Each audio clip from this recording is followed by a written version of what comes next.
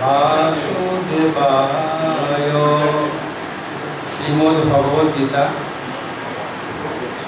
যদা যদা হি ধর্মস্য গ্লানির্ভবতি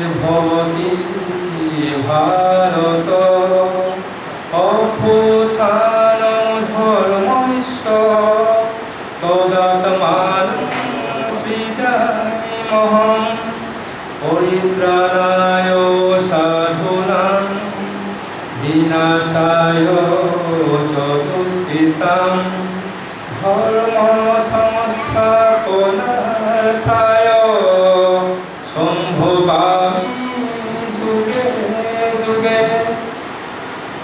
ওম হরি ওম তৎসৎ। ওম শান্তি ওম শান্তি ওম শান্তি। আজীবন শিক্ষাপতি খ্যাতিমান অধ্যাপক, বিশিষ্ট লেখক, গবেষক, আমাদের পরম শ্রদ্ধেয় ব্যক্তিত্ব স্বর্গীয় ডক্টর রঞ্জিত সিংহ। এমনকি তার যে বিভিন্ন রকমের লেখা, তার অত্যন্ত অভিধান আছে। অভিধানরা আমার মানুষটার, আমি যেহেতু মানুষটার ওতারা, কিন্তু মানুষ আমার বাংলা নিয়ে তার লেখা নিয়েও খুব কঠিন। আমি মাঝে মাঝে করি খাই পারি আর হাঙ্গা করি, তার অভিধান আমাকে সাহায্য করে। আষাঢ়ৰ প্ৰাৰ্থনা। আষাঢ় মাহা আহিল, মেঘালয় দিনহান ঘুরিয়া, বহু বরণে দের গজেদে মেঘালা হরানি নে। বাংলাদেশ, ভারত সহ ভারতের বিভিন্ন অঞ্চলে তার পরিচিতি। মানুষ তার সাহিত্যের জন্য বা মণিপুরী সমাজের জন্য বা তথ্যের এই জন্য গবেষণা সাহিত্য একাডেমির কিছু করা যায় রঞ্জিতার জন্য। সর্বশেষ তিনি যখন আন্তর্জাতিক মাতৃভাষা পুরস্কার পেলেন, তখন অপূর্বদা, আপনারা ছিলেন মৌলভীবাজারের বর্ষিয়ান নেতা, এবং তাকে আহ্বায়ক করে আমি ছিলাম সদস্য সচিব, আরও অনেকে ছিলেন, ফুলুদা ছিলেন, অনেকেই ছিলেন। আমরা এখানে একটি সম্বর্ধনা দিয়েছিলাম।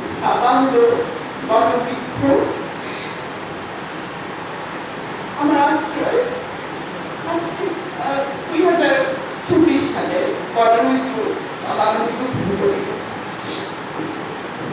বিভিন্ন সমিতি, সংস্করণ সমিতি হোক, মণিপুরি থিয়েটার বা মণিপুরি সমাজে বিভিন্ন সাংস্কৃতিক পাড়ার শোকসভা আয়োজন হয়েছে।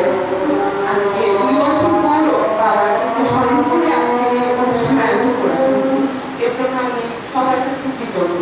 বাংলাও আন্তরিক এবং আমার তার আমার কবিতা, এই যে ওড়িশার যে প্রচুর কবিতা লেখা গিয়েছে, লেখা গিয়েছে, এটা পাঠক মণিপুরী সমাজ কল্যাণ সমিতি এই বিষ্ণুপুরে মণিপুরী সমাজের সবচেয়ে বড় সংগঠন, আমরাও চাবো পরবর্তীতে সামনের বছর বা প্রতি বছর যাতে ওনার স্মৃতির উদ্দেশ্যে আমরা শোক সভা বা স্মরণ সভা করা হয়। আমরা আশা করব রঞ্জিত স্যারের এই সাহিত্য, এই গবেষণা কর্ম সবগুলিকে যেন আমরা আমাদের মণিপুরী সমাজের প্রতিটি ক্ষেত্রে যেন আমরা এটা অ্যাপ্লাই করতে পারি এবং এটা যেন প্রতিফলন করতে পারি।